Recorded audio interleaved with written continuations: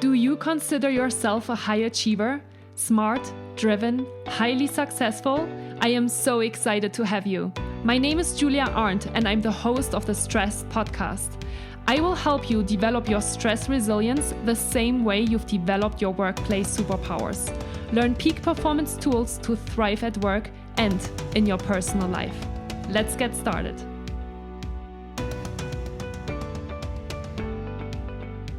Hi everyone, and welcome back to the Stress Podcast. As always, I'm sitting here in my little office in Lake Tahoe, and I'm really excited to share an hour with our next podcast guest. And today it's Christopher Lee Maher. Wow, you got it right. Yeah, did I? You got it right. Yeah, Good. actually, you're the first podcast host to ever get it right. Amazing. Well, so excited. I'm going to give you a golf clap. Thank you. How are you today, Christopher? I'm excellent. Yeah, I had a really good day last night. I was in the studio recording some music and editing and getting some tracks together. So I had a drummer from Cleveland and a percussionist from New York, or vice versa, and had a bass player come in and lay down 22 amazing tracks so that I can build on some really amazing music over the next couple of years. So very cool. So that's always exciting for me. Like, I love giving and helping other people, but when I get time in the studio, and I was actually up really late last night because I kept listening to all the tracks again and again and again and again. So I got to bed really late. But the way that my body works, because I'm so devoid of stress on the internal level, if I get 3.5, 4 hours of sleep, I'm ready to go. Amazing. And that's only what you got last night, 3.5 to 4 hours? Oh yeah, that's it. Yeah. Wow. I'm super curious to jump right in with you. However, I do always ask 3 very simple questions at the beginning of each podcast to just kind of pick our listeners up of where you are at. And so the 3 questions are: number 1, where are you located? Number 2, what time is it? And number 3, what have you been up to this morning up to the point of recording the podcast with me today? Okay, so it is 3:05 p.m. I'm in Marina del Rey, California, right on the ocean front. And today I have been on some business calls, which was a really great call with a buddy of mine named Jesse Davis. He owns a website. He owns a business called Busy Sites, and he's going to help me create a larger reach so I can generate and create more impact for others. And then I've been up listening to music, the music we created last night. So it's been a very sort of easy morning for me. And then I was on the phone with a guy named Christian Holden, who is a lawyer of mine in Texas, and going over some things that are sort of important, some companies that I'm going to be hiring. I wanted him to overlook those contracts and make sure this is a good investment of my time and my energy, and that I'm aligned with them in terms of their value system. So it was all good. It was all focused towards everything that I love to do, right? Business, music, and impact. Very cool. And so pick us up how you start your day when you only had 3.5 to 4 hours of sleep. Do you just roll out of bed and just start work, or do you have kind of a morning routine in place? Morning routine. My routine is very simple. I roll out of bed and I walk straight into my shower. Actually, no, that's not the truth. I get up, I go to the kitchen, I grab a glass of water, 4 ounces, okay? And I drink that on my way back to the bathroom, and I shower. Nice. That is the start of my day, because for me, water is so cleansing, right? So whatever debris or anything I picked up from being in an exhaustive dream, it's gone. I'm awake, I'm ready to go, I'm fired up, and I'm excited. Nice. Very cool. So, I read your bio and I was really excited to have you on the podcast today because of your background and obviously also about what you do today.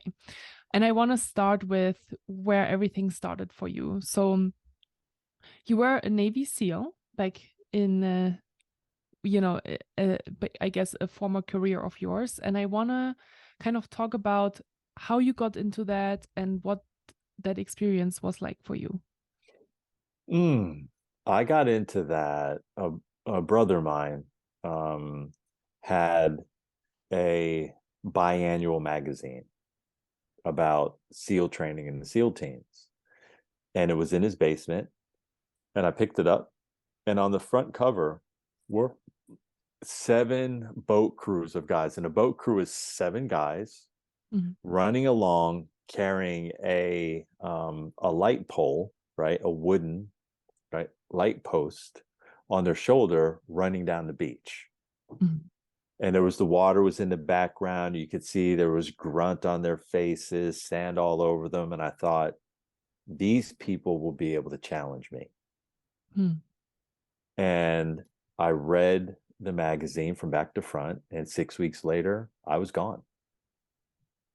I was headed into the military, and eventually that would take about a year and 4 months, and then I would be seated in SEAL training in Coronado, California. Wow. And you said something very interesting, which was you read through this magazine and thought they can actually challenge me. Was that something that you've always been looking for in your life? Yeah, for sure. So when I left, I went to a privately well-endowed boarding school in Hershey, Pennsylvania, called Milton Hershey School, and they gave me a fine education. And I chose to go to school where my coaches were, right? My swim coach, he went to Shippensburg University. My track coach went to Shippensburg University.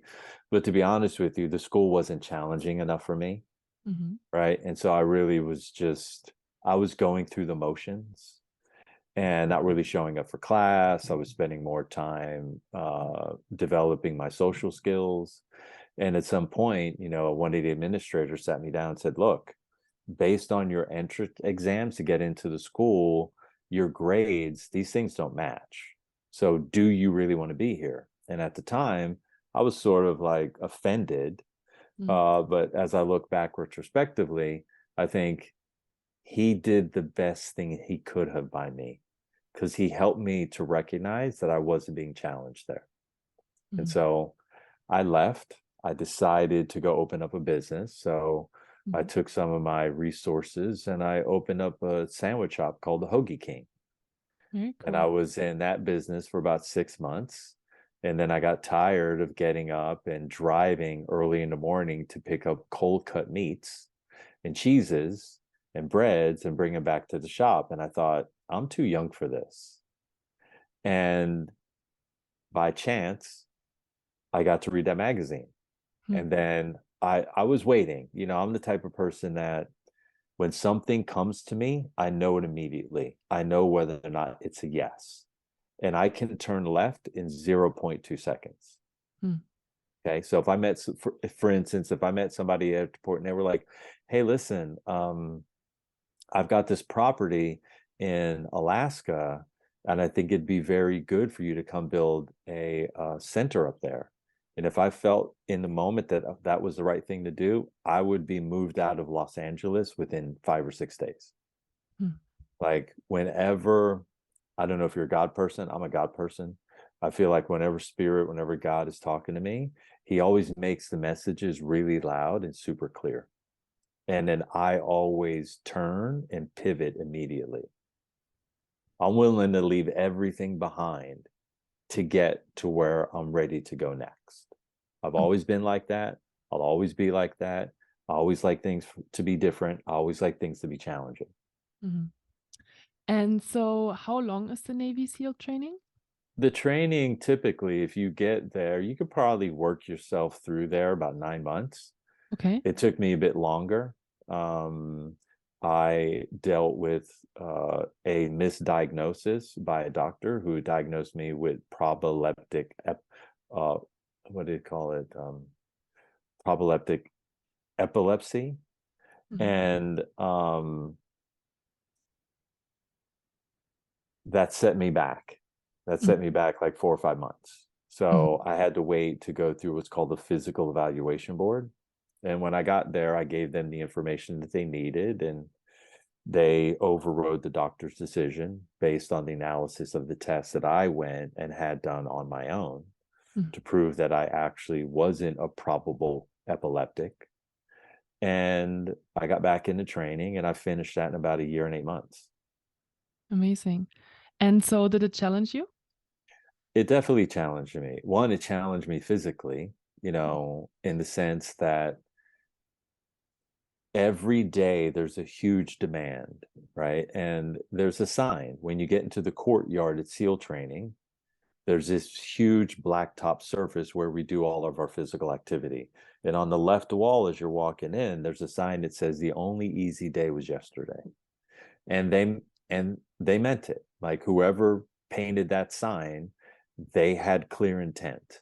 And mm, so every day their job is to increase the stress load that they're putting top of you so mm, that you can continue to keep responding and build toward, how do I say this? Build through these challenges that they're giving you every day. And every day the challenge is larger in some way, whether it's physically, whether it's mentally, whether it's emotionally, whether it's energetically. mm, And so by the time I got out of SEAL training, I felt unstoppable. mm, Like, and I knew when I picked up that certificate and walked across the stage, my graduation certificate, my diploma, that I had a right to choose whatever I wanted to do in the world. Like for me, that was my rite of passage. If you look into mm, all ancient cultures, you'll find that at some point in a young man's life, whether he's 14 or 13 or 15 or 16 years old, he had to go through what was called the rite of passage. And SEAL training was my rite of passage to understand that moving forward, I was the creator of my own reality. And once a human understands that, they're unstoppable in whatever pursuits that they have, as long as those pursuits are aligned with them ethically, morally, and in terms of their principles, values, and mm, ethics.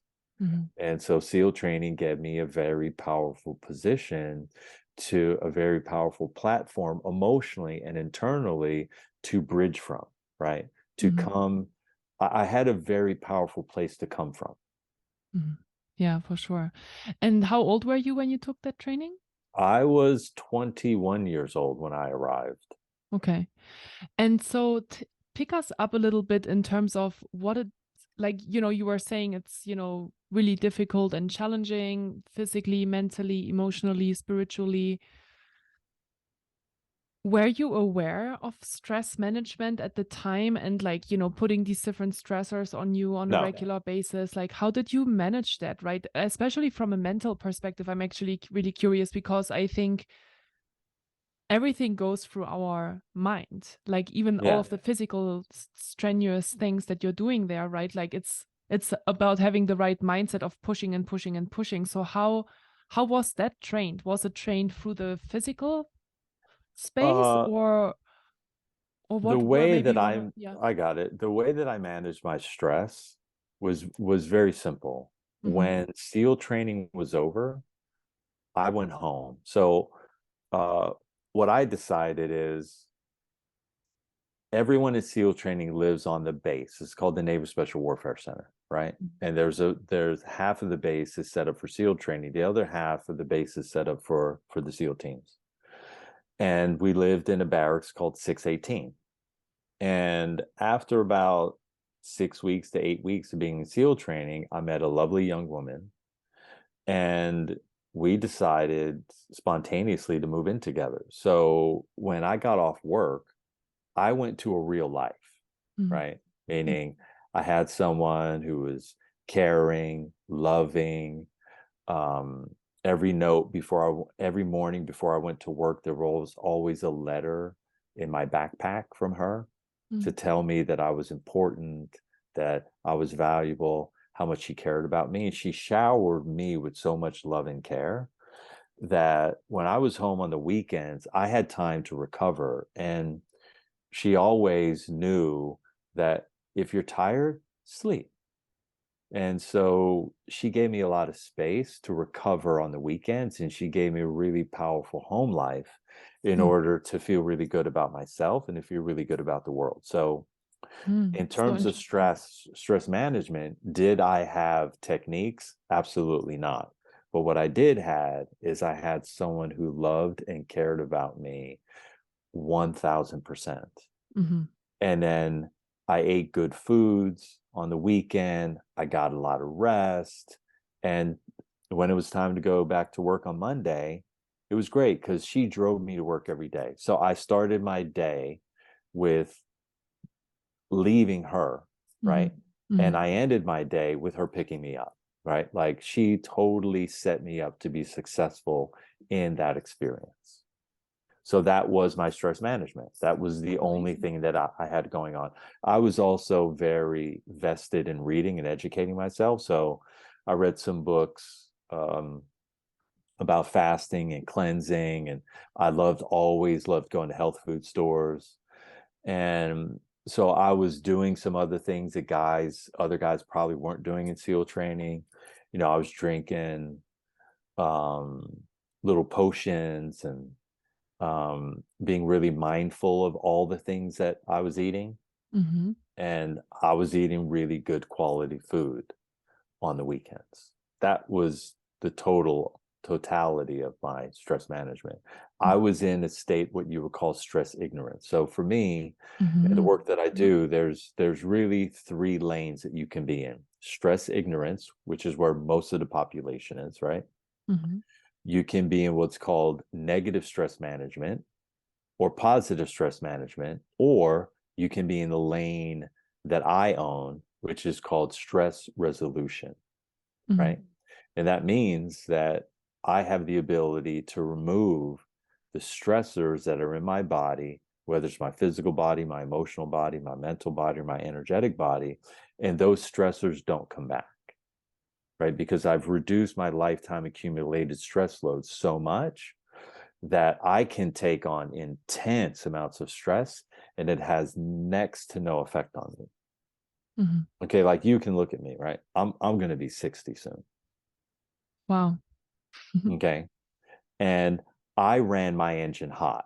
That means that I was always pushing the envelope at everything that I was doing. So usually when you have guys and gals that like to push the envelope like that, well, they look like they've been pushing the envelope, right? And so I look young, I feel young, I am way younger chronologically, biologically than I am chronologically. So basically, when you reduce your lifetime accumulated stress load, you have the ability to stop the aging process. So, okay. So I want to kind of go back in times just so we understand how you got to that point. So, you finish your training and what do you do next? Then I go to the SEAL teams, right? And in the SEAL teams, I got into a different type of what we call stress management, right? And that was drinking alcohol. Right? I managed my stress with excessively working out and partying the second I got off work. Okay. Because at some point, what happened is when I got in SEAL team, my relationship with this lovely young woman ended. Right. I wasn't present. I wasn't focused. I had changed so much internally. I basically become hardened in a certain way.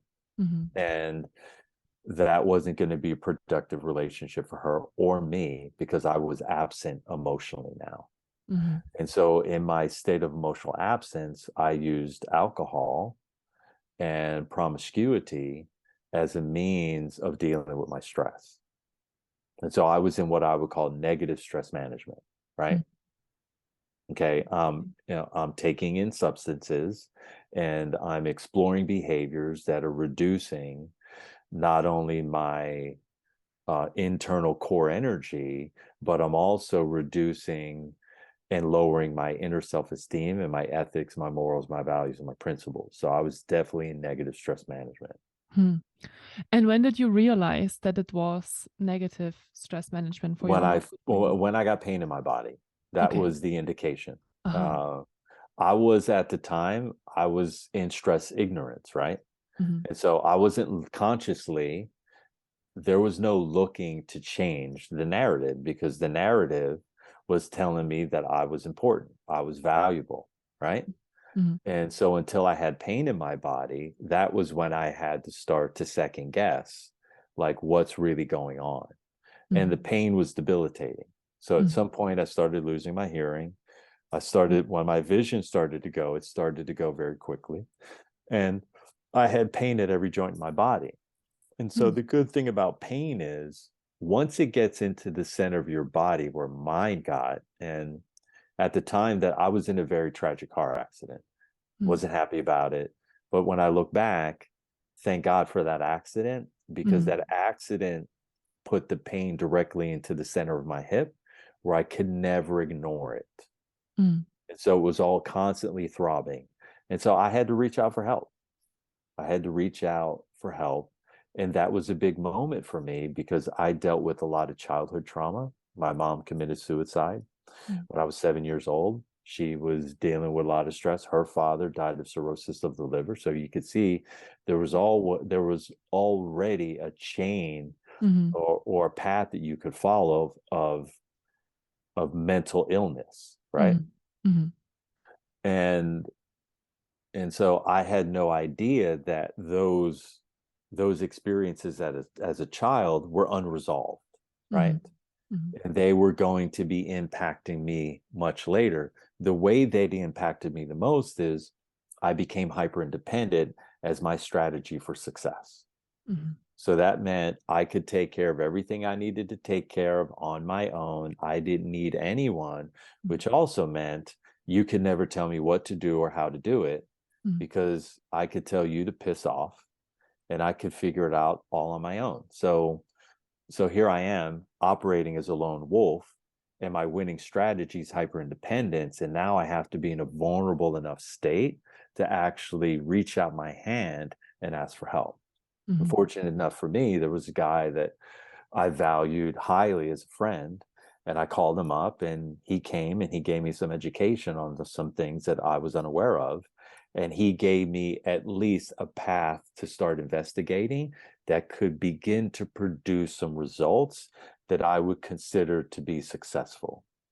And at the time, those tiny results that I was getting, they seemed like big results, right? So I was doing Feldenkrais, I was doing the Egoscue method, I was doing acupuncture, acupressure, Rolfing, Heller work, hot yoga. I was doing everything that I could. And I thought that, hey, look, if I synergistically connect all these things together and I synthesize these systems, what it's going to produce for me is a bigger, better result. And then at the end of the day, if if I get 7 different screwdrivers and I need a sledgehammer, those 7 different screwdrivers are never going to be a replacement for that sledgehammer. And what I needed, because my root-based traumas and stressors were so deeply embedded into my body, I needed a sledgehammer. I needed to meet someone who understood more than all of them put together. And fortunate enough for me, I went to a boarding school, as I told you earlier. A guy named Mark Persh-Balaja sent me an email. And the email said, look, I found this guy in Good Morning America. He's got 5 stretches that'll change your life. At the time, I'm thinking, my life's already changing. Piss off. Go change your own life, right? And you can see when you're in a hyper-dependent state, that means you also have a well-defended emotional structure, right? So staying in a state of vulnerability or taking advice from other people goes against the narrative that you've created in order to be successful and continues to feed your false identity. So fortunate enough for me, there was a woman that was one of my clients that I trusted at the time. Her name was Maddie. She was an esthetician in San Diego. She gave me a call and I picked up my phone. I wonder why she's calling. She calls, she goes, hey, I just saw this guy in Good Morning America. I said, oh my God, let me guess. He's got 5 stretches that'll change my life. And she goes, you saw the program? And I went, no, but I get the point. So I got on the internet. I started researching, right? Took me 6 months to track this guy down. I tried all the positions he had available on the internet. I couldn't get into any one of these things. I made the assumption that all these people were born like this, and this really wasn't for me. And then one morning, I woke up and I decided whoever created the 5-day work week, that person, we should go back in time and we should have a really deep, interesting conversation with that person. How about we talk you into how about a 3.5-day work week? And then we have 3.5 days to investigate all the other aspects of ourselves, our emotional development, our spiritual development, our energetic development, our psychological mental development versus this work, work, work model. Mm. And then I had the idea, great, I got it. I'm getting rid of working on Fridays. I'm no longer working on Fridays. The first Friday, I woke up in the morning, I looked up, the sun was coming into my bedroom. I looked at the ceiling and I said, look, what more can I do? And I heard this little voice that said, call him right now. He'll pick up the phone. Sat at my desk, picked up the phone. I called him, he answered the phone. He goes, hello, how can I help you? And I thought, who talks like that? And then I laid it down for him. What kind of business model do you run? I've been tracking you down for 6 months. You don't respond to my emails. You don't respond to my phone calls. And the guy basically said, whoa, I recently got back from the Olympics. Okay. I've been working on my stretching method and growing my organic garden. I'm thinking this guy's trying to grow a jungle in the hillsides of San Jose. This doesn't make any sense to me. Uh-huh. And then we had basically about an hour to an hour and a half conversation, and he agreed to call me back in 3 days. And we scheduled some time to get together. So I went up to see him in the foothills of San Jose, and he started removing tension and stress from my body. He worked on me, 6 to 8 hours a day for 4 days in a row. And when I got back Wow. on the flight to go home, when I landed, well, first, when I got to the airport, I realized something was different. When I got on the plane, I could see something was dramatically different. And when I got home and I started working with my clients again, I could tell something was very different about the way that I was relating with them.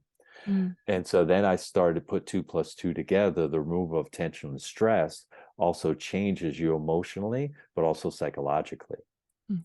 And then I called him on my way home from that first group workout that I had with these ladies in De Anza Cove, San Diego, a women's group that I ran on Wednesday nights. And I said, look, da da da da da da da da da da da da. He just started laughing.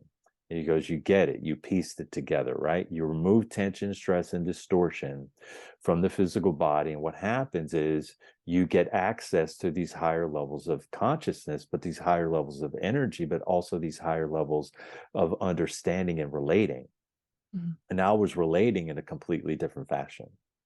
And that was the start of a really powerful journey. And then I basically took all of the skills that I gained from SEAL training and SEAL teams into discipline, and I turned SEAL training into HEAL training.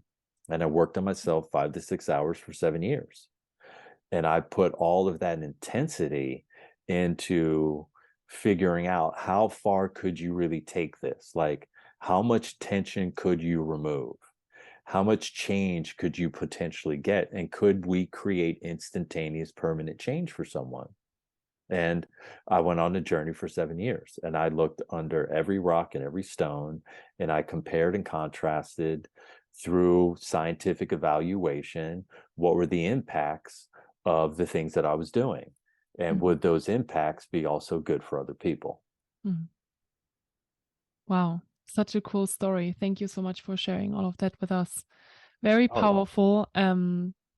And so, one of the things that I love that you already kind of explained at the beginning was that your focus is basically on stress resolution and versus stress management. Can you tell us more about how you got to that point and how we resolve stress versus just manage it and what the difference is? yeah, I mean, I think it'd be beneficial if we went over all 4 phases, because the Great. most Let's do important it. thing is to get, obviously, your listeners are listening to you and you talk about stress. So Yeah. they're interested in moving from stress ignorance, right, Mhm. Mhm. into stress awareness. Mhm. Okay. So the first bit is admitting, like, every single person has a symptom, whether you've got a runny nose every winter, or your eyes get dry during the fall season, or you have intermittent poor sleep patterns, or you have intense menstrual cramps, or you wake up and you never feel rested, right? Mhm. These are basic symptoms, right? And then you got people who deal with like bigger symptoms, right? Mhm. And so how do we get from stress ignorance into stress awareness? It's having a clear, honest assessment of yourself and to know what is an outcome of unresolved stress. Mm. Headaches, outcome of unresolved stress. Okay. Bad breath. Okay. Uh, Systemic issues. What's a systemic issue? Pancreatic. Somebody is insulin dependent, right? So the pancreas is working correctly. They have digestive issues. They have elimination issues. They got constipation. They have poor eyesight. They have poor hearing. They have poor smell. They have poor taste. Like all these are all markers for you to stop and go, oh, I had no idea that that was being caused by unresolved stress. So now you've gone from stress ignorance into stress awareness because you're willing to be honest with yourself. So the most important quality to develop is inner honesty. There's outer honesty. I could care less about that. What I Mm. care about is whether or not you're being honest with yourself. Did you wake up and feel exhausted? When you went to that meeting and you had to speak, were you suffering from debilitating anxiety 2 days before, knowing you were going to be called onto a platform to share all the information that you gather for the benefit of the company, right? Mm. Mm. Do you have pain in your body? Does your neck hurt? Is it stiff? Is your back stiff? Are your shoulders stiff? Do you have chronic? Do you have intermittent pain? Like, what's going on? Like, you have to be able to do an honest inner assessment of how you move through the world. The easiest thing is your energy consistent and abundant at all times, right? Yeah. Is your mind clear and confident at all times? Are your emotions grounded and excitable? Okay. And is your body mechanically efficient? And are you comfortable and strong? Okay.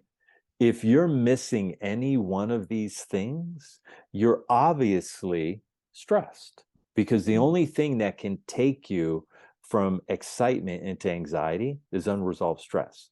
The only thing that can take you from a clear mind into a state of confusion is unresolved stress. The only thing that can take you from a comfortable body to a body full of pain is unresolved stress. And the only thing that can take you from a righteous person who's aligned to their ethics, moral values, and principles into a self-righteous position is if you're severely overstressed. Mm. Okay. So if you're a listener on the call, I'm giving you the markers for you to go, oh man, you know what? Mm. I do get self-righteous. I do judge people, right? I am overly critical of myself, right? I often put myself in an overly moralizing position and I preach to others. All right. Mm. So if you can be honest with yourself, you have an opportunity to shift from stress ignorance into stress awareness. And the question is, how do I get from stress awareness into positive stress management, right? Because Mm. if we look around the world, what we see is what I call the daily drugs. The daily drugs are what you would call acceptable forms of medication, right? That are in current society. Caffeine, an acceptable form of self-medication, right? Nicotine, an acceptable form of self-medication. Alcohol, an acceptable form of self-medication. Now, marijuana, an acceptable form of self-medication. Mm. And then you have Sugar. pharmaceutical drugs and Mm. all of the recreational drugs, right? Mm. So those are tools we would call those negative stress management tools, right? Do you count sugar as one of them too? Oh, that sugar is number one, right? Mm. And the reason why it's number one is this, and most people have no clue about this.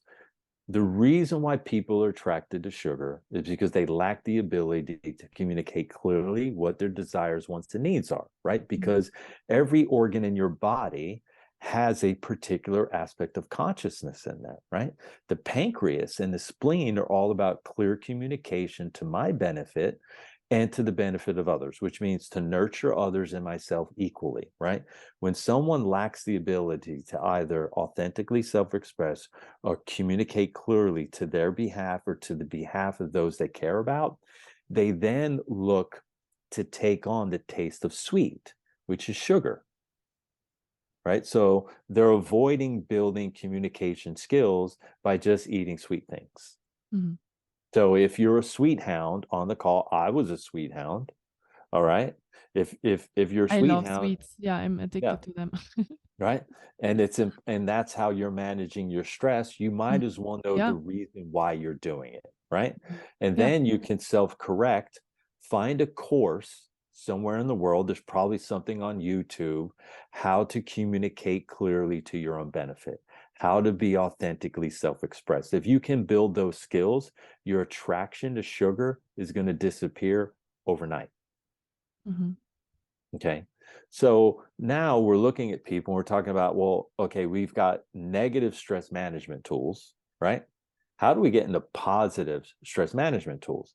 That means you have to reduce your addiction to negative stress management tools. How Mhm. do I do that? Well, look, take your time. Take one of your negative stress management tools and reduce it by half every week until it no longer has a foothold on you, and replace the ritual, right? So if your thing is, hey, I'm a construction worker, right? I've been banging on nails all day long. I got dust in my face. Okay, I got a long drive home, a long drive to work, a long drive back. When I get home, I just want to have a beer and have some peace and quiet and turn on some sports. Maintain the ritual, but maybe you get your beer, but you get non-alcoholic beer, Mhm. right? So you still have the taste, you have the flavor, you have the drink, you maintain the ritual. If you're someone who needs a cup of coffee before you get in the shower because you feel so exhausted, maintain the ritual. The next week, have the same cup of coffee, half the amount. The next week, have half that amount, Mhm. and then replace it with some form of herbal tea. Like, maintain your rituals. Your Mhm. rituals are important. They're part of your morning routine. It was one of the first questions you asked me. It was basically, you were asking is, what's your morning ritual? Yeah. Like, how do you get going? How do you set up your day? Right? Mhm. Yeah. How do you end your day? Maybe you're the type of person at the end of the day, you got to have a glass of wine. Reduce the consumption by half, still have a ritual. Okay, now we're shifting from negative stress management tools and positive stress management tools, right? Mhm. So if my negative stress management tool, which is funny because I'm going to say this, and most people would make this assumption, exercise, right? If you're exercising more than 30 to 45 minutes a day, you're shifting into a state of diminishing returns, which means now you're stealing more energy than you're getting from that experience. Mhm. Okay. The point is to evolve. So, yeah, go exercise. But now, guess what? Instead of being there for 2 hours, you know what you have time to do? You have time to meditate, right? You have time to do some breath work because now you got an hour of time back. So now you've shifted from a negative stress management tool, right? Excessive exercise, into a positive stress management tool, which is now meditation or breath work. Mhm. Or what could be better than taking your partner, holding their hand, and going for a nice long walk and communicating about how your day was, right? What Mhm. your fears are, right? What your insecurities are. So now we're shifting into positive stress management tools.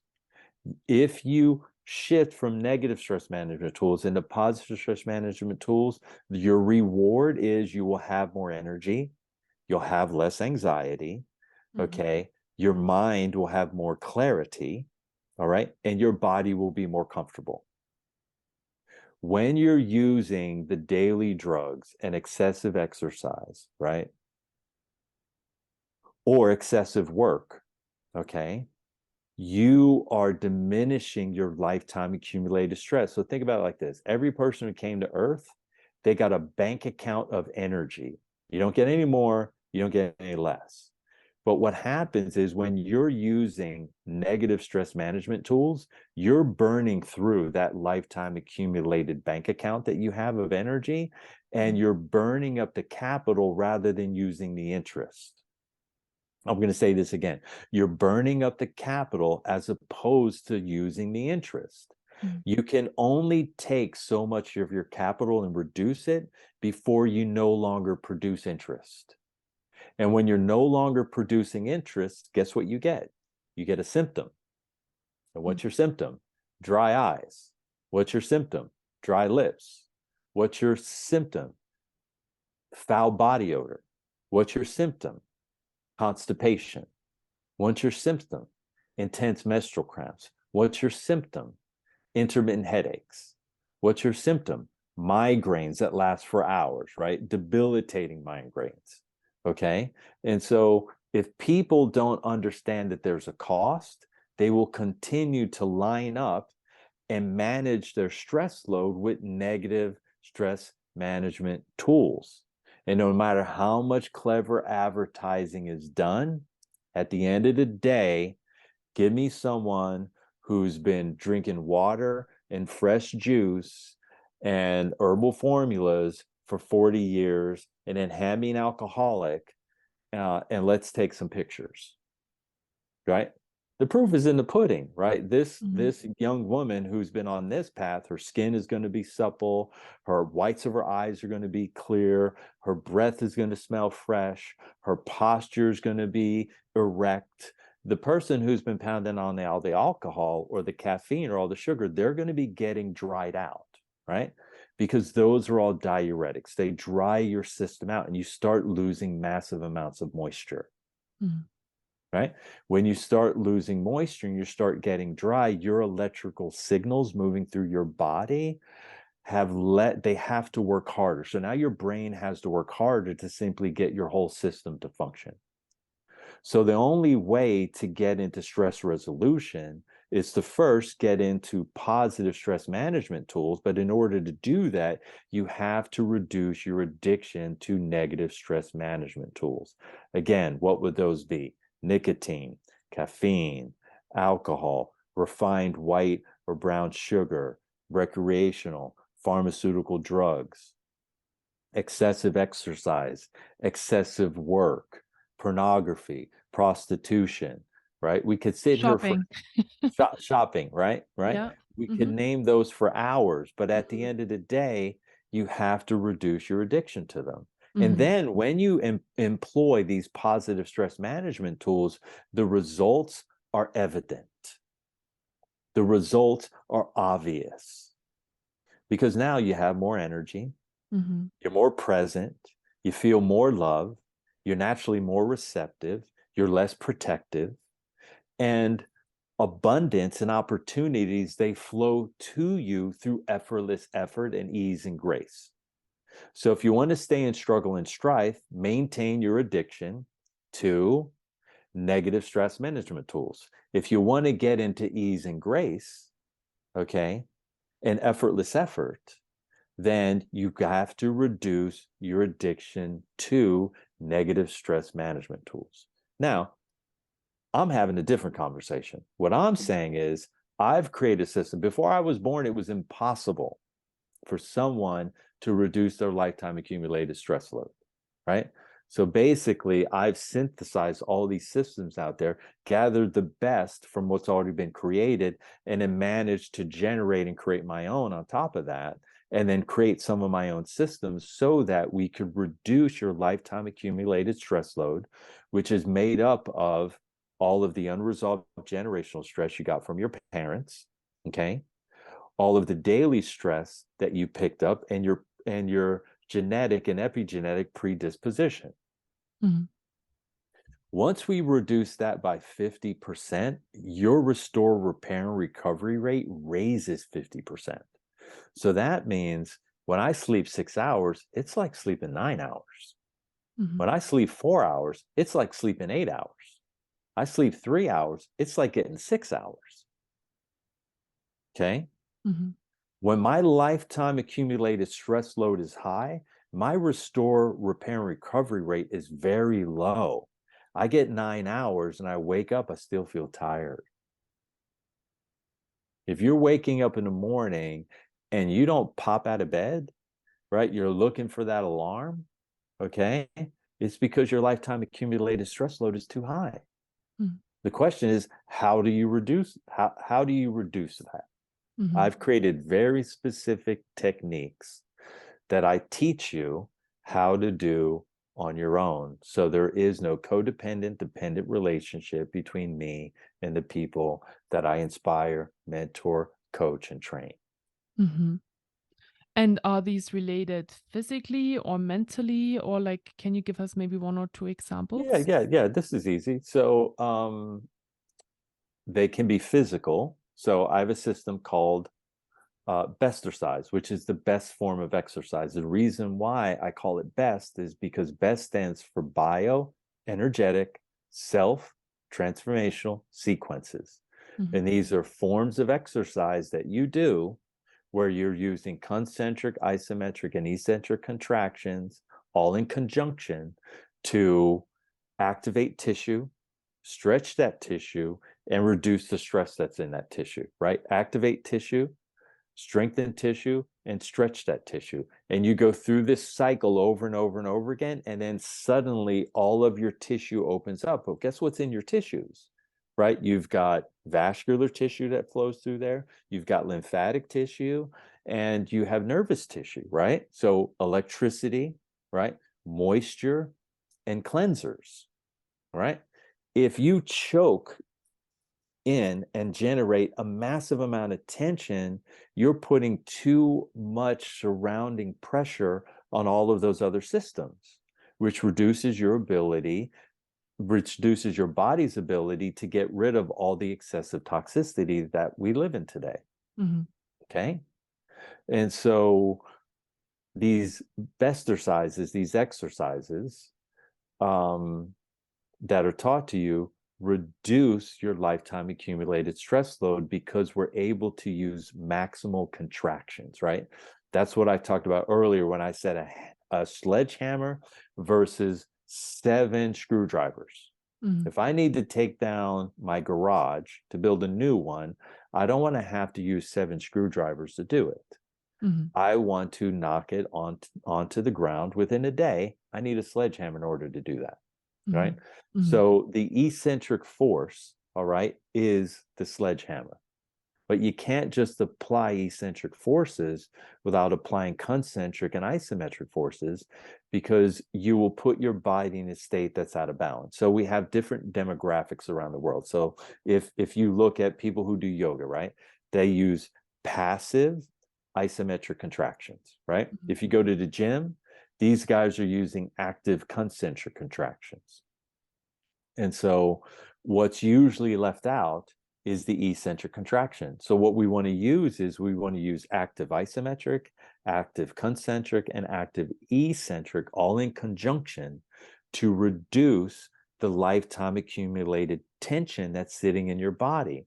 Mm-hmm. Here's the formula that everyone needs to understand that's studying stress. In order to get stress, you must first have a weakness. But in order to have a weakness, you must first present with a fear, right? You have to have an irrational belief. Mm-hmm. That irrational belief or that irrational thought, as it gets thought again and again and again, becomes a limiting belief. When you move from a position of reality into a limiting belief, you leave reality and you step into fantasy. The second you step into fantasy, half of your brain turns off electrically and you shift into a state what's called fight or flight response. So now you're in the protective mode. When my brain, one hemisphere is turned off electrically, okay, well, as I perceive the world, I perceive threats. When my brain is turned on electrically through both hemispheres, I see opportunities. Mm-hmm. Now, a massive amount of stress creates a tiny bit of tension. And this is the key point of all of this. A massive amount of unresolved stress creates a tiny bit of tension. Imagine how much tension you have to have in order to create structural distortion. That means the bones are rotated in the wrong directions. That means you would have to have a gargantuan amount of unresolved stress Mm-hmm. to have a fair amount of physical tension. But that fair amount of physical tension creates a tiny bit of distortion, and all you need is a tiny bit of distortion to live in chronic pain. Mhm. Yeah. Right? This is so interesting. And, one of the things that I would love to ask you is, a lot of the people that I work with have very high amounts of work stress, right? They're workaholics, or, they like to work, they like to have that feeling of accomplishment at all times. What do you recommend these people to do in terms of positive stress management techniques and resolution? Because would they Uh, just, become aware of that and then reduce the number of hours they work? Possibly, okay. right? But Okay. but yeah, I'd love to have your opinion on that one. Got it. I mean, well, first they have to look at the belief that they created, right? Mhm. Right. If your value comes from what you do Mhm.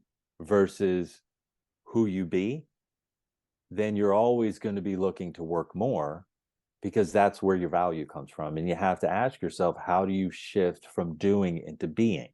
Mhm. And I gave the formula earlier where I said you have to reduce your addiction to negative stress management tools. As they start to reduce, guess what's going to happen? Their nervous system's going to access a state of peace and calm, Mhm. and they're going to start to feel how exhausted they are. Mhm. And once you start feeling how exhausted you are, you start questioning whether or not the things that I'm doing are valuable anymore. Mhm. And so they have to do what I said initially is an honest self-assessment. Okay. Are Yeah. you looking for uppers in the morning and you're looking for downers at night? Mhm. Okay. That's where most humans are, right? Mhm. That's how Yeah. they manage their stress load. So Mhm. without that step, how are they ever going to know how exhausted they are? And if they're unaware of how exhausted they really are, because people, when they first come to see me, right, a lot of them, they come in here, they're flatlined, exhausted, but other people come in here and are like, yeah, my energy's great. The second we start removing tension and stress out of their body, I get a text like 2 weeks later, like, I'm so tired all the time. And I'm Mhm. like, actually, That's your good. body's so relaxed that you can feel how tired you've been for decades. Mhm.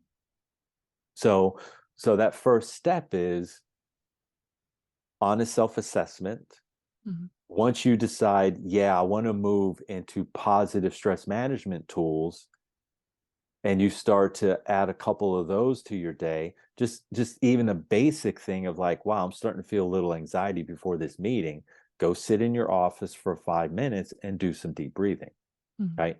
Is there's not enough deep breathing in the world to remove your lifetime accumulated stress load. So rather than you be fooled by that, I'm telling you to use it as a stress management tool. Mhm. If you want to get into stress resolution, which is reduce your lifetime accumulated stress load so that you could feel exactly where your energy is, then you're going to have to find somebody like me that can teach you how to implement these tools and these strategies so that you can reduce this lifetime accumulated stress on your own. The lucky thing for you is anyone that's on this call, I have free information that you can access, and I give you one of the best exercises. And the first best exercise that I'll teach to everyone is all about reducing fixation, Mhm. okay, and obsession, and excessive control and containment strategies. So when you remove the tension that's on the back of your shoulders and around your neck, you're finally going to go, oh my God, I feel so relaxed. And when you're relaxed, you're going to make a different decision. When you're stressed, you make decisions based on the stress load that you have. Mhm. All of your decisions are all made by your stress. Mhm. Okay. Yeah. So, what's the obvious choice? Reduce the stress in your body. And as that happens and you get into that state of relaxation, now you can do an honest self assessment around what it is you really want. Mhm. And I question anyone who gets all of their esteem from doing something outside. That can only take you so far. There's a ceiling, I promise you, that you will reach. All right. No matter how successful you are, where you start questioning yourself, by the time you get there, it's because you have some kind of ailment that you can't get over, right? You got the CEO that suddenly goes in for a doctor's checkup and they're like, hey, Mike, look, we got some good news for you. We think we can help you, but we also have some bad news. You're going to have an operation within the next 4 days because we have to put some stents in your heart because your ejection fraction rate is too low. Okay. Or you're not getting enough consistent blood supply, or your arteries are so clogged that, we have to do some different things here. As the operation, he goes home, his wife has a conversation. He goes, Mike, do you really think you should be going to work any longer? I mean, we have all the resources we need. We're in a really good position. We own our home. What's the point of doing that? If all of his identity comes from his work, he will go back to work. Yeah. Yeah. Right. Where you were mentioning all of those different materials, what is the website that they can find all of that on? The website, you would go to truebodyintelligence.com. Okay. And on the website, you would fill out either a quiz or you would email support@truebodyintelligence.com. And you would tell them, hey, I was on this podcast and I heard there's some free information, some free tools for me to access. And I will give all those links to you so that they're present for them to tag. Perfect. And once you go there and you go to support@truebodyintelligence.com, I'll have a conversation with anyone as long as they take the first step, which is read my book, which is called Free for Life, the Navy SEAL's Unique Path to Inner Freedom and Outer Peace. Like, you have to jump through some hoops. You have to have some vested interest. Amazing. Okay. Thank you so much. This is so interesting and I would love to continue speaking, but we're up on time for today. So I think it's a good point to let people just, sit with all of the information that you shared with us today and then hopefully reach out to you via the website and all of the different resources that you mentioned. I'll obviously make sure to leave all of these in the show notes below. So Christopher, thank you so much for being here with us today. And I wish you a really wonderful rest of your day, a happy Thanksgiving, a good holiday, and obviously a very successful career in the future. Oh, thank you very much. It's been such a pleasure to be here to share. Thank you for opening the platform that you created for me to assist and share what I have to offer that I know will be valuable for people. Thank you.